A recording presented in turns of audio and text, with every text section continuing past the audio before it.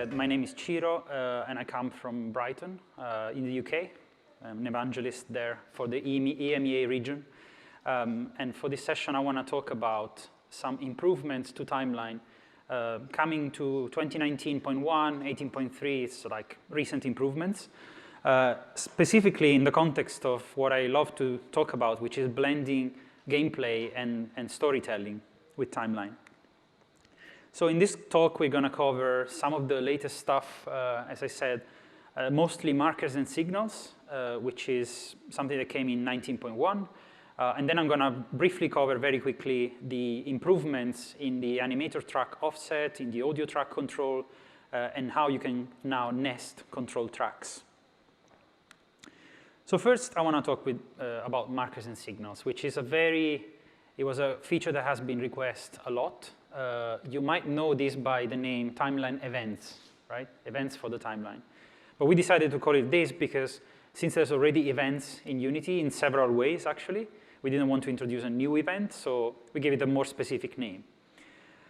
So this feature starts with markers. It basically, at the core of the feature, there's this thing called markers, and they do exactly what markers do in every software. So on a timeline, you have this moment in time, and the marker just says, this is a moment, and something will happen here. Normally, you use them for marking like chapters in DVD editing software, or in other types of software, you use them to snap, right, the editing. And markers on their own, like the way we intend them in Unity, they don't do much. But markers can be customized, and you can create your own custom markers. So we provide one type of custom marker, which is called signals. And signals are exactly events for the timeline. So the point, but the thing here is to decouple the actual object holding the code that needs to be called, so the receiver, let's say, from the sender, which is the timeline itself. Signals have this three-part structure, and I'm going to show you now. So signals start on the timeline with something we call the signal emitter, which is a marker. So it's a special type of marker that emits a signal. And of course, you can create like many on one timeline. You put them on tracks and stuff like that. And then this signal emitter emits the signal on something that is kind of like a channel where the signal is broadcasted.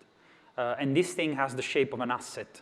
So you can create several assets, signal assets, and they can act as channels so that each object will just pick up the relevant signals to them. So timeline A can broadcast on signal A, and then an object can pick it up. The third object is the object that picks up the signal, and it's a component. So you want to put this component on some game object that picks up the signal, and as a response, fires an action or something. So there's this like separation. And this one, as I said, is a component. It's called the signal receiver. Oops, sorry. So, and on this component, you can actually specify as many reactions as you want. So for one signal, you can have multiple event calls. OK, this is clear enough? So let's see it in the editor.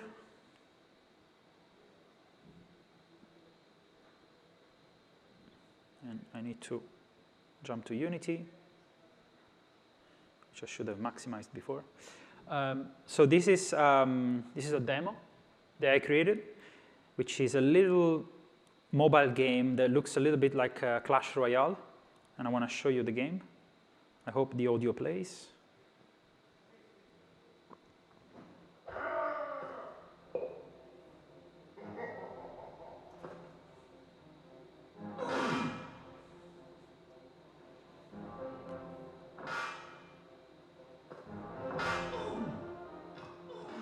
So you have these units that get played, and you can play more units and have a fight.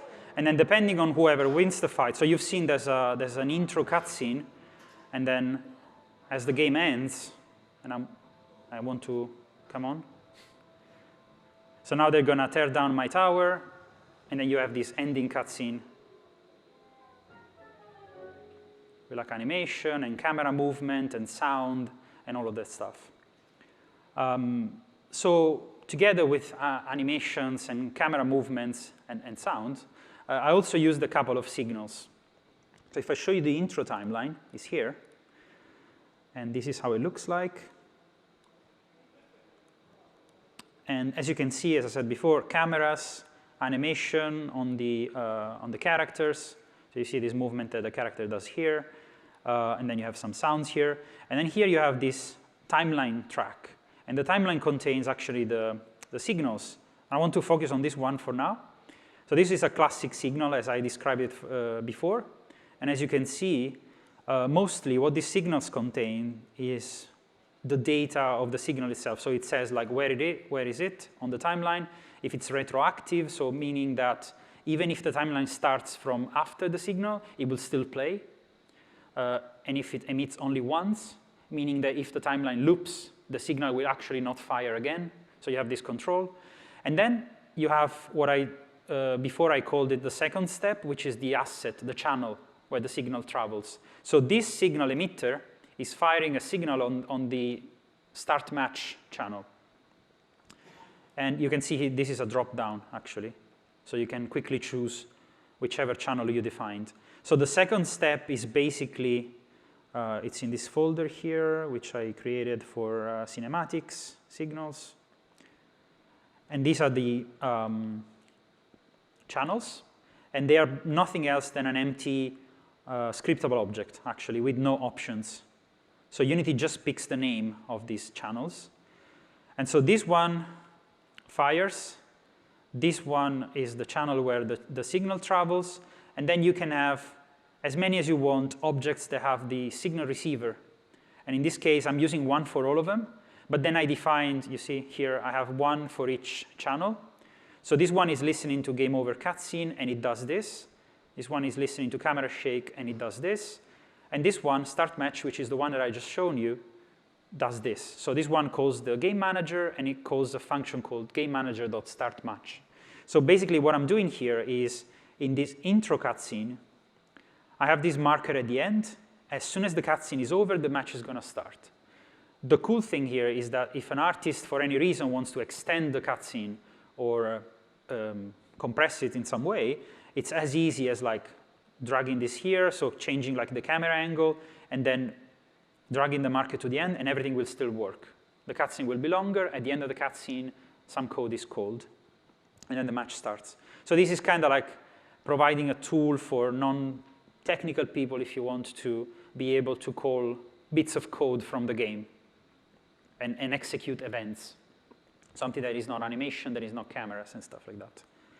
Of course, you want somebody to prepare that event for you, right? So there needs to be somebody who codes that. Actually, you could also call, like, this is the familiar Unity action interface. So for instance, here I could go on this object, and I choose to call this function from my own script, but I could potentially call the transform and just like set the name, or like the I don't know, set parent and stuff like that. So you can call all of the public functions from objects. You don't need to have something custom. This is just because I did it for myself. So just to recap, and this is something I want to add actually, on the timeline you can put signals in different places, in 3 different places. The way I did it is on the specific timeline signal track, but you can use three places.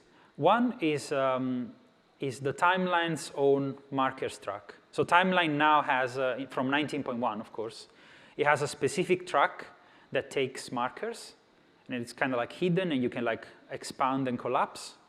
That is here at the top. You can see it here, and it has this little icon. And that's useful for, well, I'm going to tell you right now why it's useful. But that's possibility number 1. Possibility number 2 is on a custom track. Sorry, not a custom track, but like a track that only accepts signals. And then the third possibility is on any track that has a binding. Do you know what a binding is in the context of timeline? No? So if you look at timeline, These objects here on the left, main camera, king red, king blue, these are the binding of the track. So if this is the track, the bound object is basically the one that gets controlled by the timeline. Not all track have this type of binding. Like if you see the control track actually has none because of how it's structured. So any track that has a binding can have markers. And that's because sometimes you want the marker to be like together with the object that's actually listening to it. So if you have an animation and you have a marker on top of that and they normally travel together, then it makes a lot of sense to use option number 3. But if you have a marker that's actually speaking with the timeline itself, so whoever is playing the timeline, then option number 1 is the way to go, because that goes directly to the timeline. And number 2 is the most flexible of all, because with that you can actually bind any object here. And because this is not connected to any animation or camera stuff, then it just acts as a signal relayer, basically. So it's just 3 options, but they do more or less the same stuff. They just notify different objects. And then, as I said before, markers can be customized. We can create our own types. And this is where really timeline kind of like the potential for it kind of explodes. And I think it becomes like an incredible, valuable tool. The same way we customize clips, we can customize clips. So, you know, like these things that we have here, the actual, for example, this is an animation clip, a Cinemachine clip. You can create your own.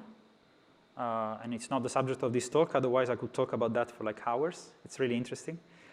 The same way you can create custom markers. So I said that signals are one type of custom marker that we provide.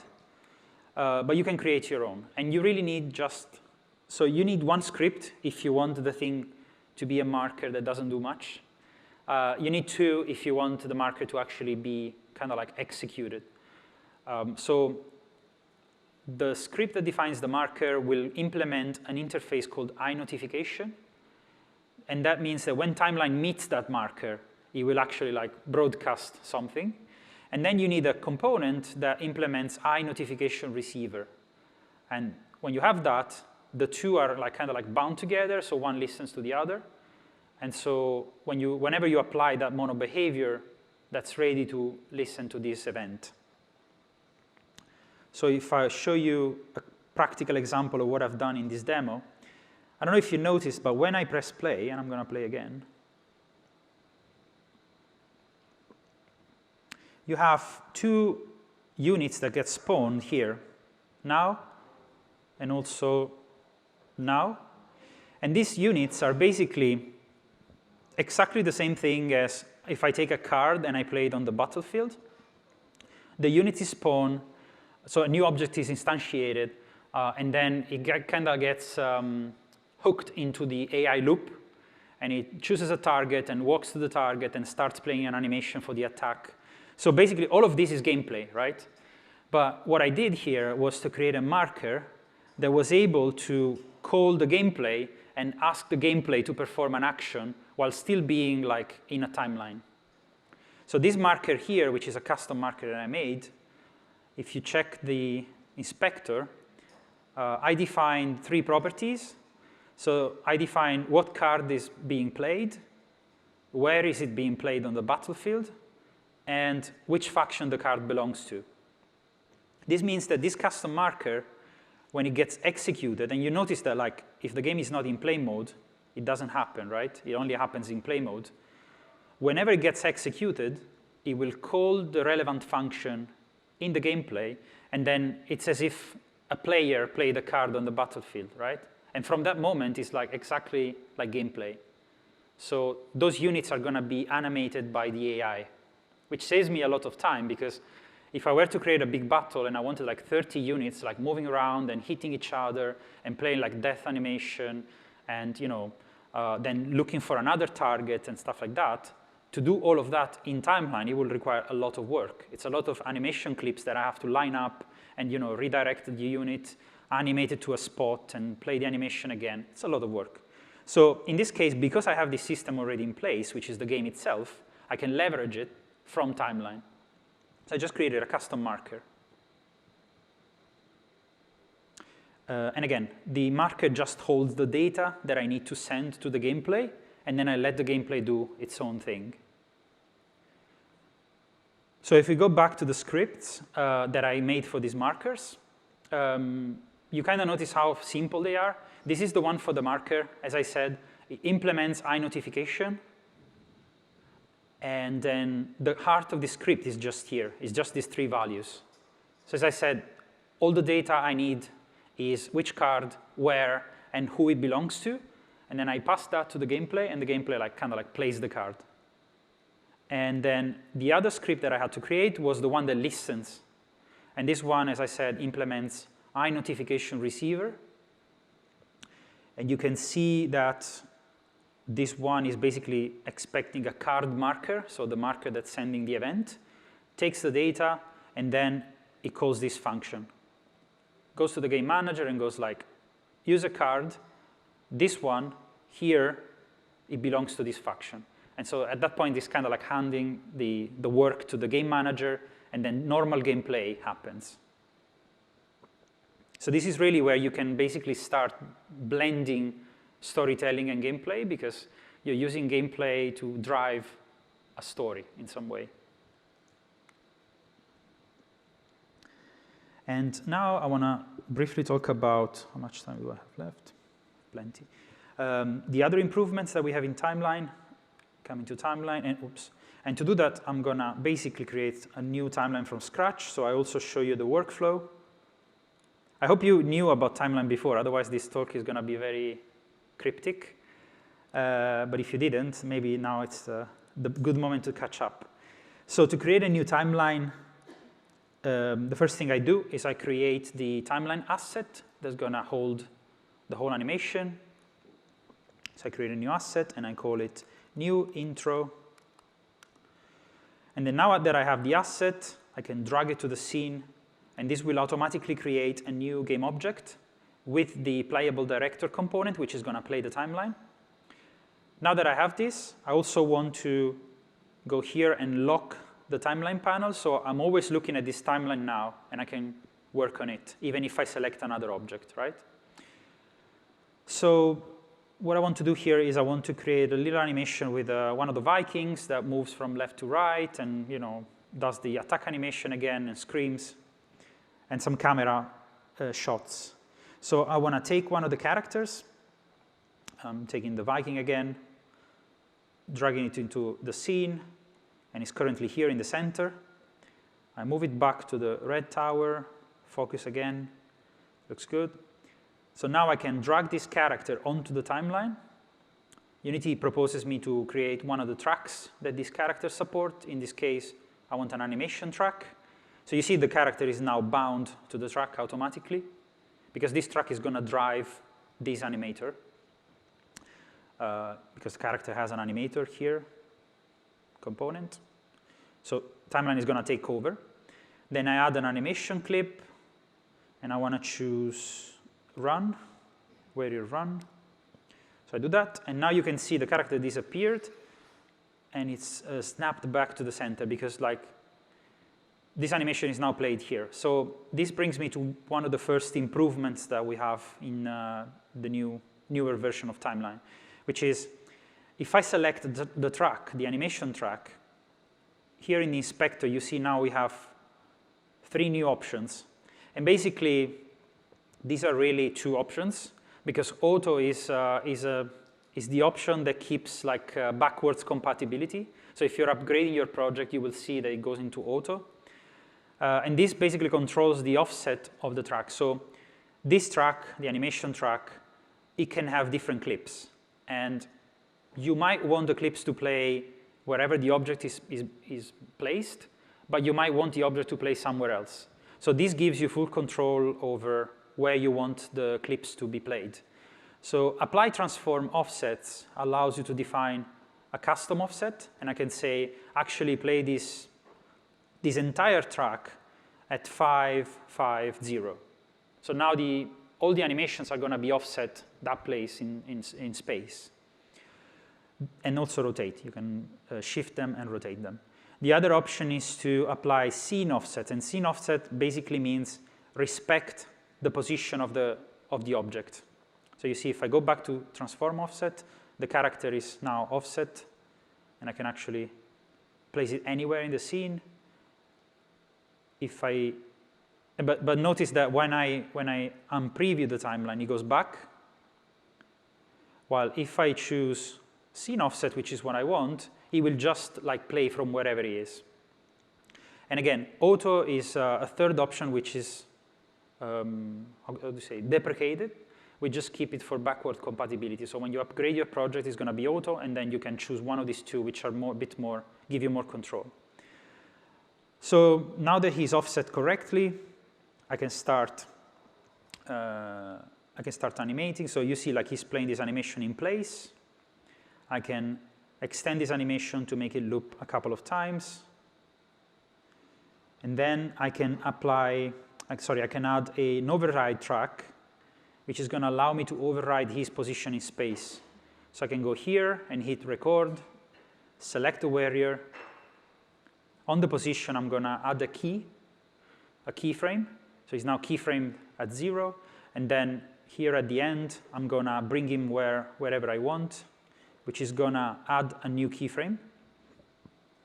So now I can already preview this movement. Looks good. And I can stop recording at this point. So then here I can add a new animation clip. And I want to use the attack, warrior attack. So he does this, and then he plays the clip. And notice, like, you can now blend the two clips together. So he kind of like, he will not just snap into position, but he will kind of like blend. You see how it blends now, which is obviously a good advantage of timeline, this fact that you can just mash up together two clips by doing this. So now he will move into position and play the attack animation, which I'm going to use as a charge command. So then I want to create a new camera angle. I can do that quickly with Cinemachine by creating a new virtual camera. Then I place myself in the position that I want to see. I bring this camera here on the timeline. I create a Cinemachine track, and I connect my camera. I bind my camera to timeline.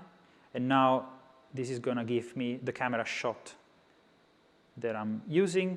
And then this is as easy as selecting the camera, placing myself where I want the camera to be, and then I can select Align with View. And now the camera is in that position, and you see in the game view, I actually see the Viking like passing in front of it. Maybe I can move it a little bit higher, I guess. So we see the face. Okay. So now I want to play an audio. So I'm going to add an audio track, and I'm going to connect the Viking because he actually has an audio source on himself. So I want to use this audio source to play a sound that goes from like left to right. And I choose this sound effect, which is mocking. So you'll do this. And now the point is, this is hard to demo because I'm not sure if this audio system is stereo, but trust me on this one. When it moves from left to right, the audio source moves. But the original audio source, if I select the warrior and I go to here, you will notice that I set the spatial blend to be 0.75, which means that this sound is not 2D, is not pure 3D, but is a mix of the two. And the reason why I did this is because I want the sound to be 3D, so that the further it is, the fainter it sounds. But at the same time, I don't want it to be completely mute if it's too far. I still want a little bit of sound. So I moved the needle a little bit to the left. So this sound is now going to be played in stereo, and it's going to be faded in the distance, but up to a certain point. And then you can still hear it. That's why it's a little bit moved to the 2D side. A complete 2D sound will not be faded. So I put it to 0.75 because that's what works for my units in the game, in the gameplay. But for this cutscene, I want it to be fully 3D because I really want to appreciate the movement between left and right. So what I can do now, and this is, here I reconnect with the topic of my talk, a new improvement in timeline is that now you have full control over these options for each track. So for this track, even though I'm using the audio source that you see here on the character, which actually should be, I'm an idiot, it should be higher. Okay, of course, it's on the origin of the character. It should be in another object, but let's leave it like that. So this audio source, I want it to be fully 3D. I select the track, and here I can choose the spatial blend to be, let me put it here manually, otherwise I'll go crazy. Sorry, I need to unzoom. Okay. I want it to be 1. And as you can see now, this is telling me here, kind of like an overview of where that setting is coming from. So the final spatial blend is 1 because it's calculated at 0.75 for the original audio source, but the track is adding an extra 1, so the total is going to be 1. So and this goes for each of these settings. I can move them, and then this gives me an overview of where that setting is coming from. So I can really have control per track. So now that I do that, and again, I don't know if it's going to sound. I think it kind of works. I don't know. Maybe I'm dreaming. But if you look at the audio mixer, you should see the levels moving from left to right. It's kind of hard to see because it fades away. But when it's here, you see the left is higher, and then when it's on the other side, the right is higher. I mean, again, trust me on this one. And again, this audio source should be a bit higher. I need to adjust that position. But yeah, the point is you have full control here. And of course, always remember that for each clip, you always have finer control. I'm going to check the time. You always have finer control. So for example, this clip, I can also play with the volume, right? Which makes sense because sometimes you want to adjust the volume of one S effect a bit further. Maybe this is too loud. I can reduce it somehow. So then I can do this, and I can add an audio clip. I think this is good.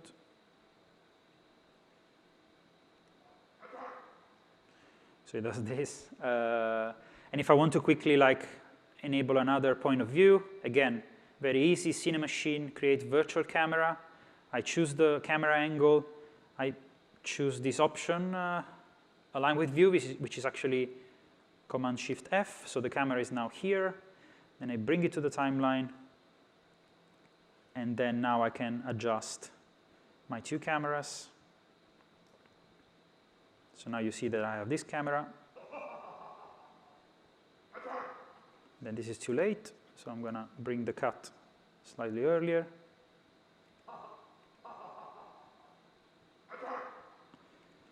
Now it works.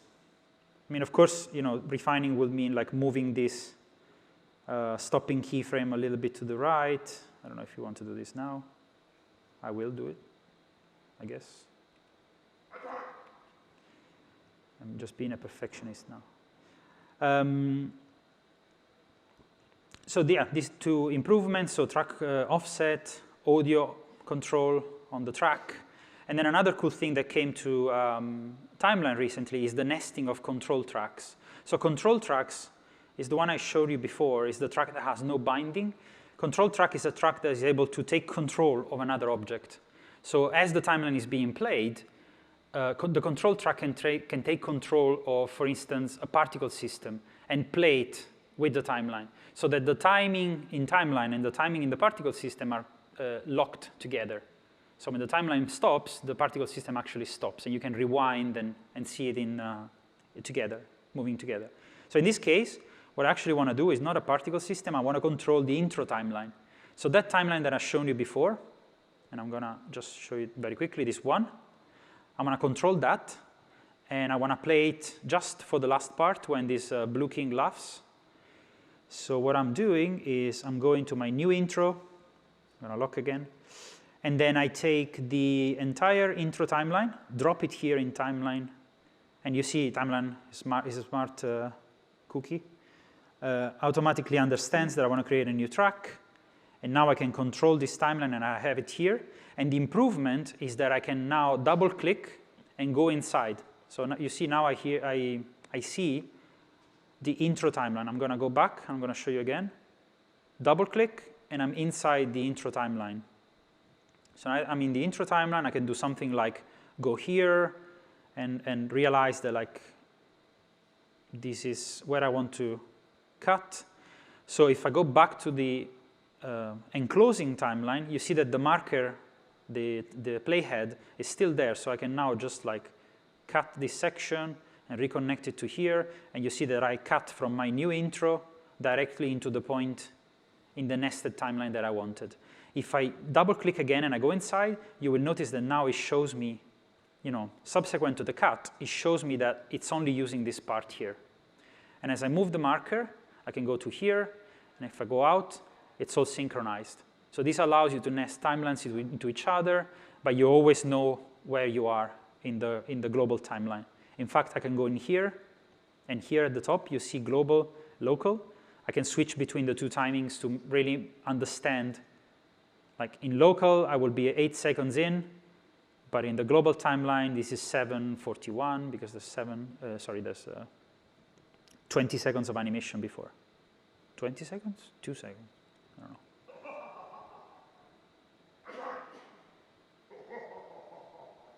And you see everything still plays. And now remember, in this one, there's like a custom marker, and there's the end marker that starts the game.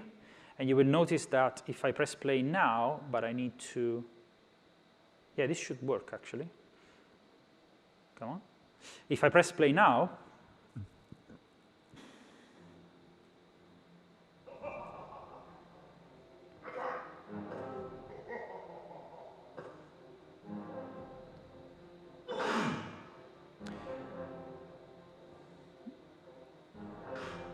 so you notice that basically the match has started regularly as before, because the whole timeline, this intro timeline, even if it's nested inside this one, is being executed properly. So all the markers and all the animation and the camera angles, they all play. So I can just use the end of this timeline to start the match. So this is just to show you, how powerful of a system it can be, where you can blend animation, sounds, gameplay, then nest it into each other. Then you can have a timeline that does something very practical, and you reuse it into other timelines to trigger that particular action several times. This brings me to the end of my presentation. So if you're curious about this topic, this is the first time we talk about signals and markers, but I've talked about clips, clips and tracks, and how to create your custom ones. And I've done a talk, which is the YouTube link, and then I transformed that talk into 2 blog posts. One is more to inspire you, and the other one is to actually tell you how to script it. So you'll find them on the Unity blog. And this is all from me. I guess I have 7 minutes if somebody has questions. Yeah. With handling like... wait just 1 second. There's a microphone coming from the depth of space. I just wanted to know what was the best workflow for like running timelines on objects that you've loaded in procedurally, like if you instantiated a guy. Yeah, this is a question that comes up very often. Timeline, as you probably know, is scene-based, right? So it's an asset that you bring to the scene, and then if it wasn't in the scene already, you're not going to have references to these objects in the scene. So she's asking, like, what's the best way of relinking these objects? And basically, you need scripting at that point. There's a very simple script, and I have a project here that I opened actually in Unite China just 5 days ago, because they asked me exactly the same question. If I can.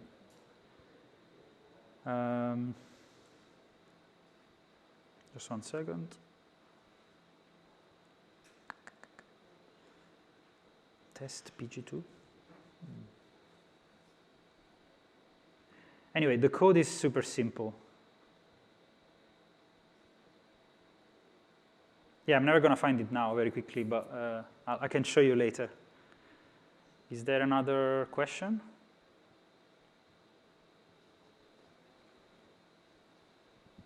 Thanks. Simple question.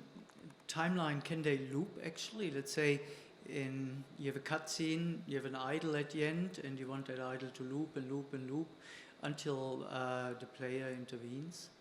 Until what? Until the player gets active. Uh-huh.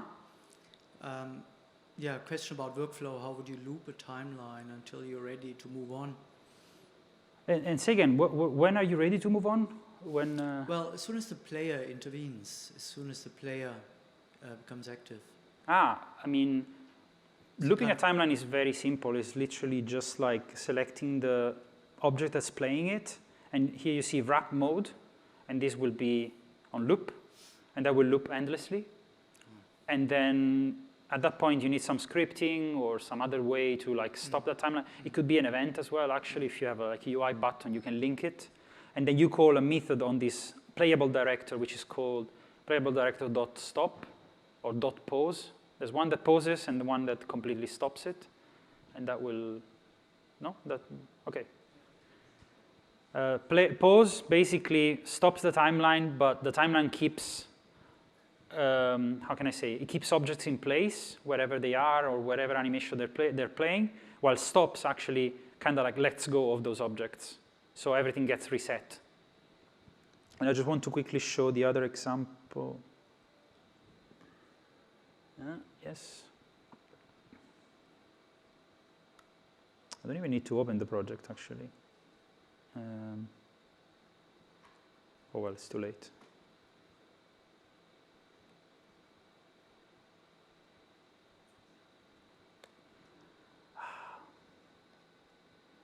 Unity project.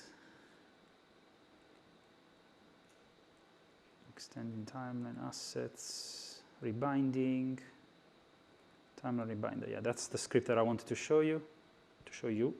And that's what it does. Basically, you have a reference to the playable director, which is the object playing the timeline. You have a reference to whatever you want to bind. In this case, it's an animator. And you have a reference to the track name that you plan to rebind. And then from that point, it's kind of easy. You cycle through the outputs of the timeline, because timeline is supposed to be like a thing that produces some outputs, in the playable director, playable asset outputs. And for each one of these outputs, you check if the stream name equals to the one you expect. If it does, on that playable director, you set a generic binding that is the source object on the object you want to bind on the track. So it's kind of like 4 lines. And again, this is the function that more answers your question. Playable director.play, playable director.stop, or .pause. They stop, pause, and start the timeline. Could I just ask, out of curiosity, like what was the motivation for having a separate signal asset? So there's like 3 parts to the process as opposed to something just going straight from the signal to the receiver. It's a good question. I don't know, because I'm not in the timeline team. I think just separation. I mean, you could envision a case where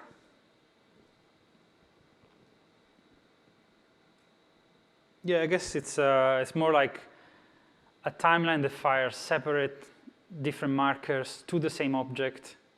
How does that object know which marker it has to reply to in some way? And I'm doing this. I'm using, because like you also need to like think of a very complex project where maybe one timeline has, I don't know, 200 markers easily, because it's a film, right? So it's a short film, 10 minutes, and every now and then on the timeline something happens that calls like maybe an entire section of the film is like turned off, and then a new one is turned on because you want to keep it like performant. And so that timeline will fire like 200 events, and then you want to define like different channels where those events travel so that the same object will listen to.